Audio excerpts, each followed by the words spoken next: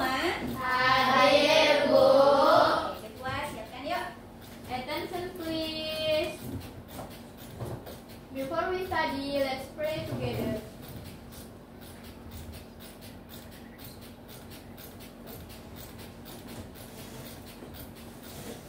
Finish. Greeting. Assalamualaikum warahmatullahi wabarakatuh. Waalaikumsalam warahmatullahi wabarakatuh. Oke, udah siap untuk belajar? Sudah, Bu. Hari ini di pembelajaran coding dan kecerdasan artifisial kita akan belajar tentang penerapan berpikir komputasional, ya. Oke, kemarin kita udah belajar ini ya. Masih ingat ada 4 keterampilan yang dibutuhkan pada abad 21. Apa aja? Yang pertama, critical thinking. Artinya Berpikir kritis. Siapa yang bisa kasih contoh? Apa itu contohnya? Kira ya?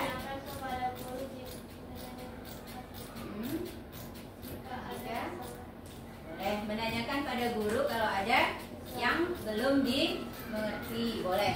Yang kedua ada creativity atau kreativitas. Contohnya apa kira-kira? Ada yang bisa? Keterampilan Membuat kerajinan tangan. membuat kerajinan tangan. Ada lagi? Enggak? Oke, boleh ya. Itu namanya kreativitas. Yang ketiga ada namanya komunikasi. Contohnya apa kira-kira? Berbicara dengan kawan, boleh. Itu termasuk komunikasi. Terus yang keempat ada namanya kolaborasi. Kolaborasi itu apa? Kerjasama. Kerjasama. Oke. Sekarang kita tadi masuk ke materi penerapan berpikir komputasional, ya. Ibu harap setelah belajar ini nanti kamu bisa, yang pertama, bisa mengidentifikasi contoh penerapan berpikir komputasional dalam kehidupan sehari-hari, dan yang kedua, menerapkan berpikir komputasional dalam penyelesaian masalah. Oke, hari ini kita akan kerja kelompok. Makanya nanti kamu udah duduk nih berkelompok ya. Ada 4 kelompok kita hari ini. Terus, nah sekarang untuk literasi silakan dibaca dulu dalam hati. Ya, baca baik-baik. Baik-baik, boleh nanti bisa dijawab pertanyaan di bawah.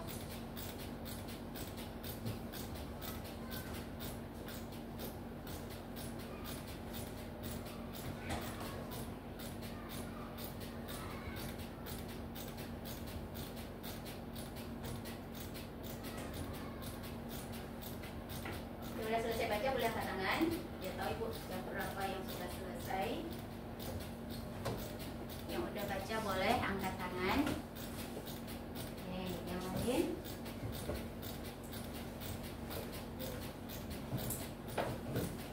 Kalian masih baca? Kamu mau baca?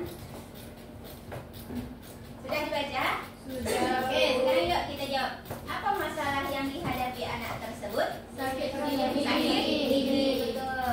Ya. Kemudian pertanyaan kedua, mengapa ia mengalami masalah itu? Karena saya makan permen. Aduh, terlalu banyak Makan permen. permen. Terus apa lagi kira-kira? Tidak menggosok gigi. Tidak menggosok gigi, bisa jadi, ya kan? Kemudian makan pula permen. Terus apa lagi? Ada lagi? Kemungkinan giginya gimana? Berlubang, ya, berlubang. Terus masuk permennya ke dalam. Udahlah, ya, sakit ya. Terus pertanyaan ketiga, kira-kira apa yang harus dilakukan? Ke dokter gigi. Cek ke dokter gigi. Apa lagi? Gigi. Gosok gigi. Jangan makan Jangan makan permen. Oke, sekarang kita lihat. Oke. Apa yang dilakukan? Menggosok gigi. Jadi sebelum dilarikan ke UGD, bawa ke dokter, langkah pertama itu adalah menggosok gigi. Oke, sekarang muncul lagi pertanyaan yang baru. Bagaimana urutan langkah-langkahnya? Gosok gigi. Ya, bagaimana urutannya? Ada Ya, ambil sikat gigi, ambil odol,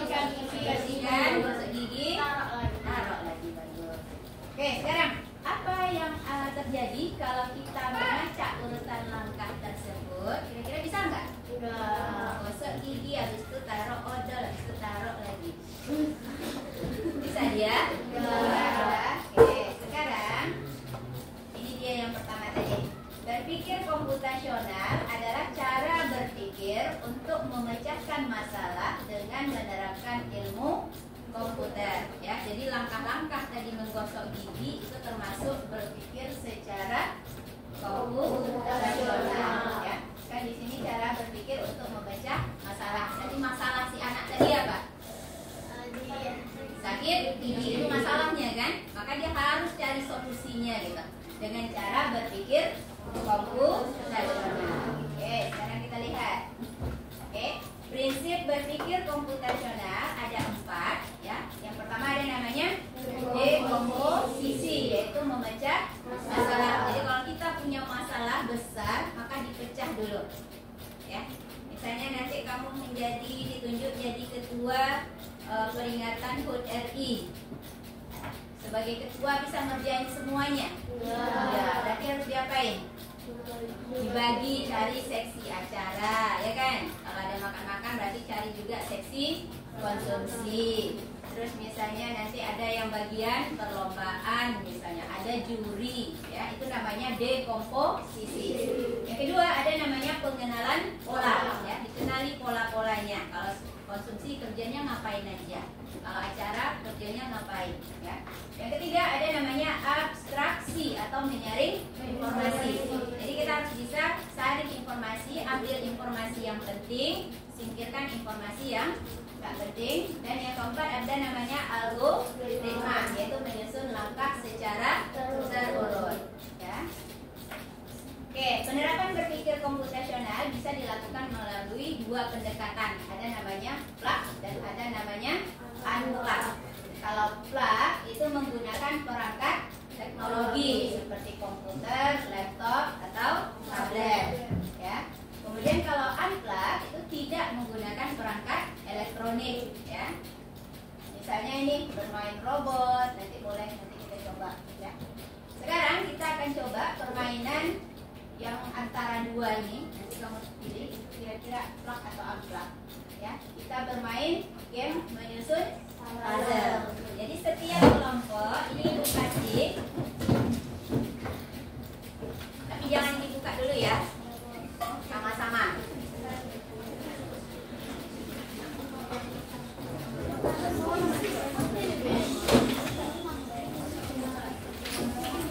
Jangan dibuka dulu, kita startnya sama, ya. Oke, sudah mulai ya. 3, 2, 1, silakan. Puzzle-nya urut.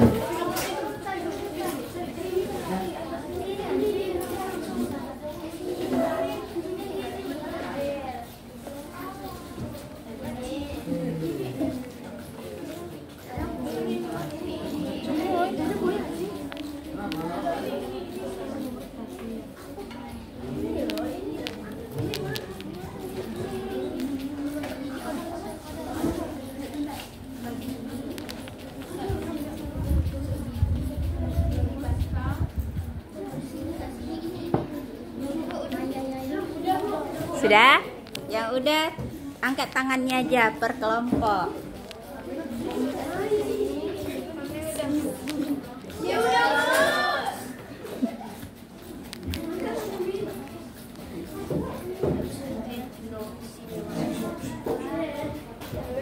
Sudah? Kelompok berapa nih? 2.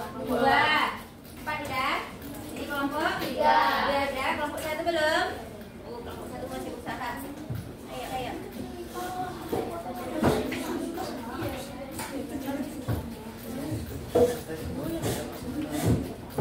Sudah? Oke, sekarang mari kita buktikan sama nggak susunan puzzle-nya? Sama. Ya, jadi urutan langkah-langkah menggosok gigi yang pertama apa ini?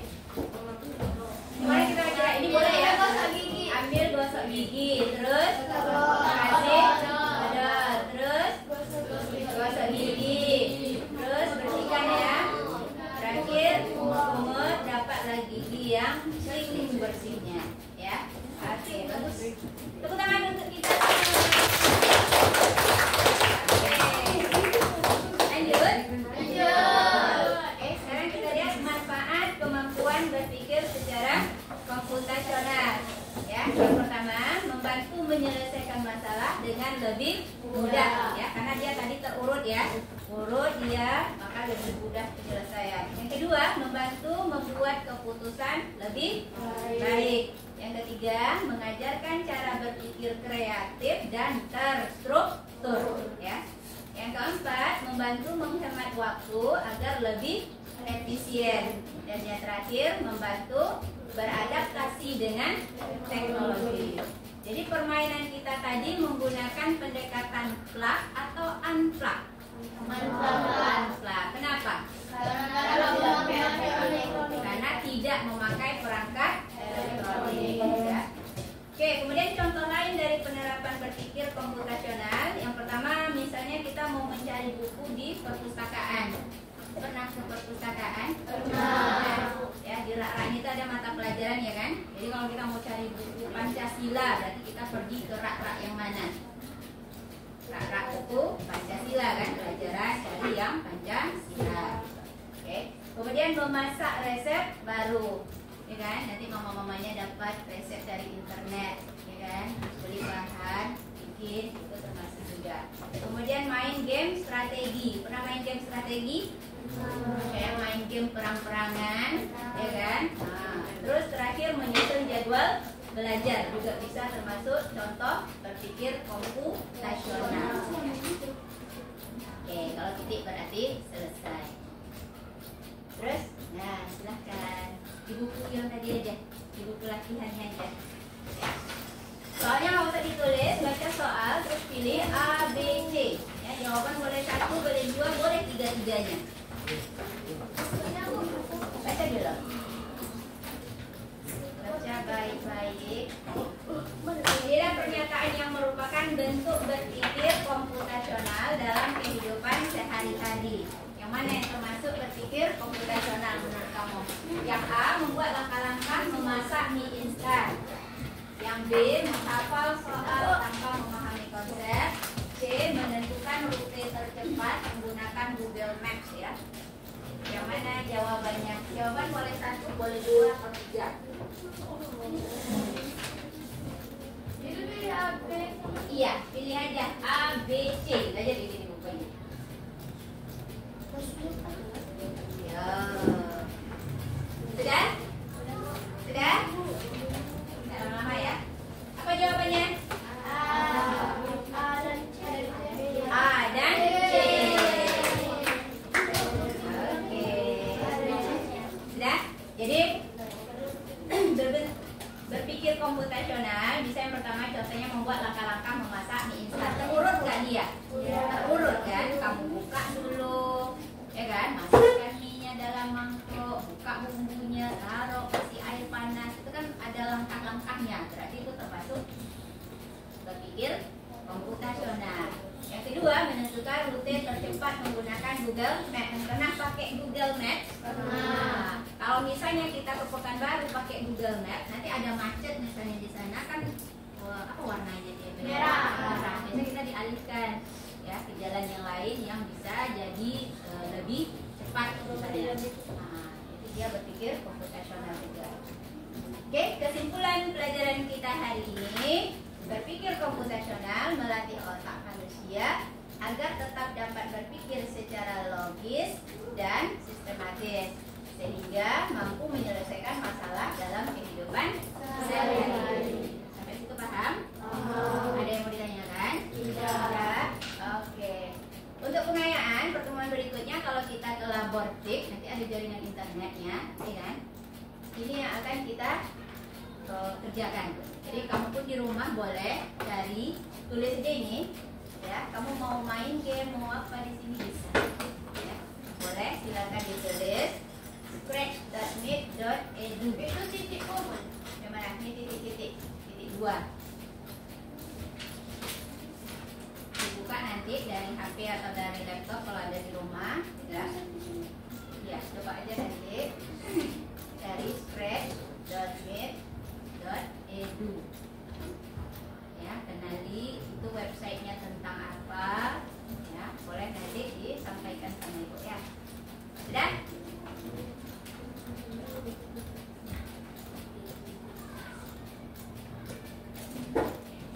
How do you feel? Kiri, tengah, atau kanan?